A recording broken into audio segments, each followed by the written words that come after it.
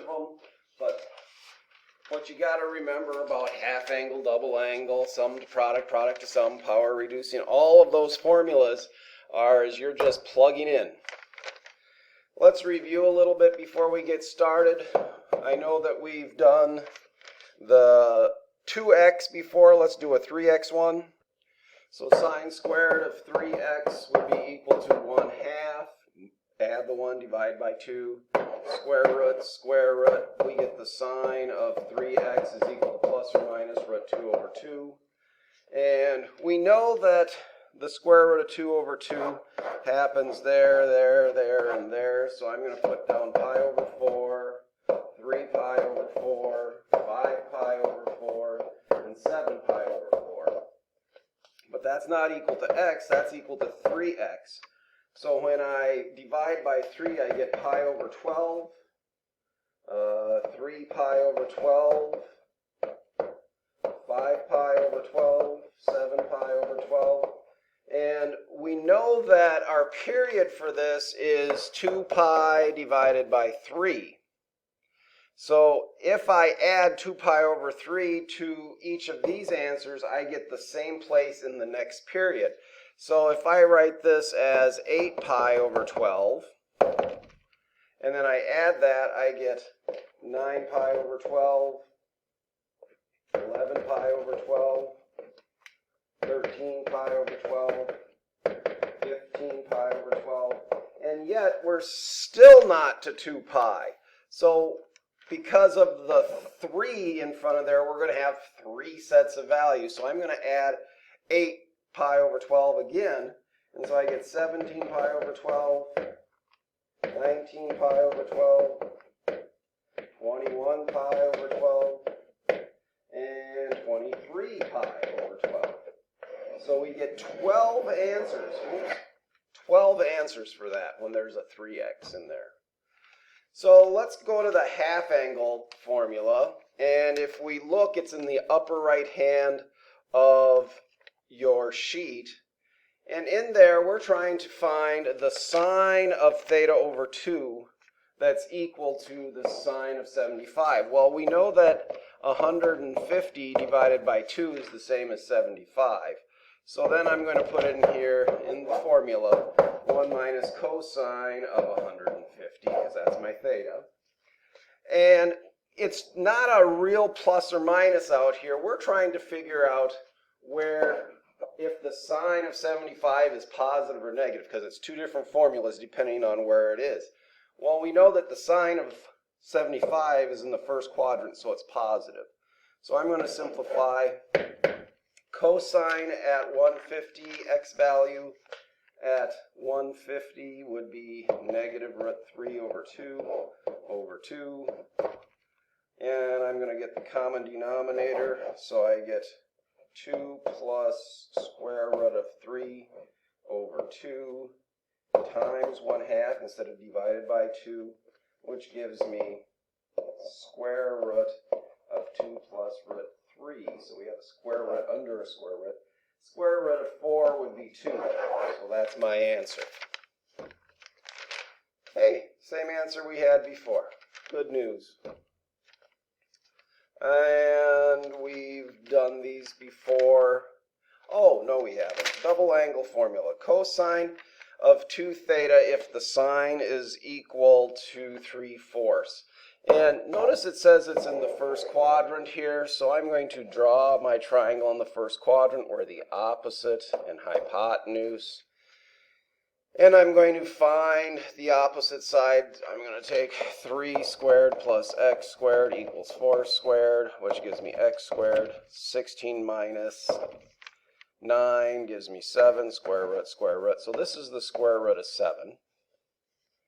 And if we look where it says cosine 2 theta on your sheet in the double angle formula section, you notice that there are 3 different formulas in there.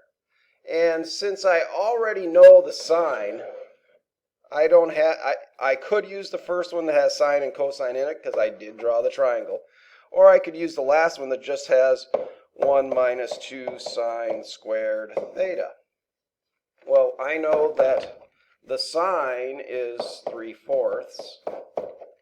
So if I go 3/4 squared is 9/16 times 2 is 18/16, and 1 minus 18/16 gives me, let's call this 16/16. So I get -2/16 or -1/8. All right.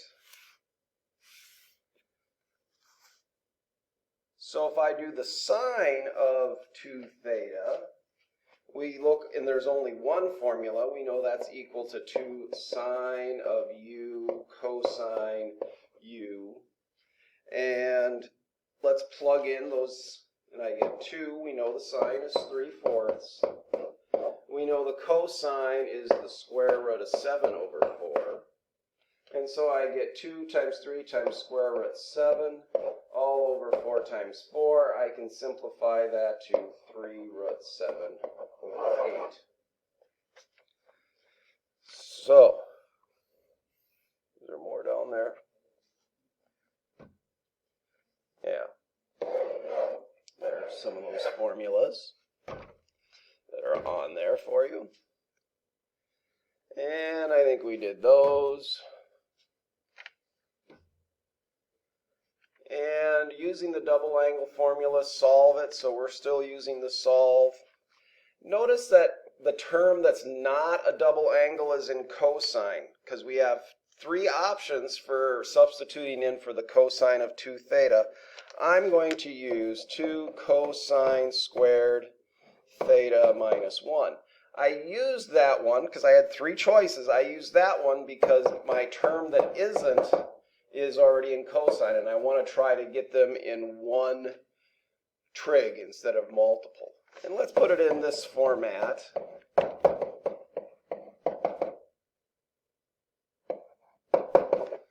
And if I factor it, I get 2 cosine and cosine. I get 3 and 1. And outside is 2, inside is -3. That gives me the right middle term. So I have that the cosine of theta is equal to 3 divided by 2. And we know that the cosine of theta is equal to -1. Well, we know that the cosine oscillates between 1 and -1. It's never going to get there. So this guy is a no solution.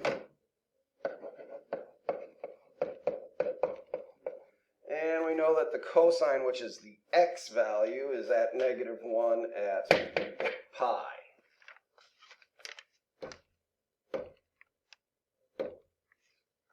Hey, we found pi. Rewrite the expression with no power, so we're probably using a power reducing. So if I take this and write it as sine of x times sine squared of x, we know that the sine of x is sine squared of x is equal to 1 minus cosine 2x over 2. And so we've reduced it to no power greater than 1. Hey, we did that. Well, we could distribute, of course. I didn't. Solve the inequality. So my cosine, which is the x value, has to be less than √3/2. Well, we know √3/2, the x value happens at pi/6 and at 11 pi/6. And so my values will be less than it between those two, all the way around. Oh, theta, 11 pi/6. Cosine is greater than, well, same dealio here. Here's where it happens, there's where it happens, where we get the cosine equal to √3/2. We know that it's at here and at there. And we want it to be greater than that. Well, we know that it's going to happen from 0 is less than theta is less than pi/6 union 11 pi/6 is less than theta is less than 2 pi, and we're not included in either one of those. It's hard to say from there to there without splitting it into two things. All right. Again, I'm going to try to choose, because I have choices for these. This is the only one I can't change. So I'm going to change this into all of it into cosine. This one I'm going to say is 1 minus cosine squared. This one I'm going to use the one with cosine in it, so 2 cosine squared x minus 1 minus the cosine equals 0. And if I put the negative cosine and 2 together, I get cosine squared minus the cosine. And I have a 1 and a minus 1, and it looks like they just go away. And so if I pull out a cosine, I left with cosine minus 1. And so I get a cosine is equal to 0, or my cosine is equal to 1. Well, cosine is the x value, and x value is equal to 0 at pi over 2 and 3 pi over 2. And the cosine is equal to 1 at 0. Ooh. And look, last time this was done, we said, hey, let's do it several different methods. I used the power reducing here. This is the method I used here. There's lots of different methods. Lots of different methods. I just did like 3 different methods of the same problem. All right, I'm going to stop here and start with the next video.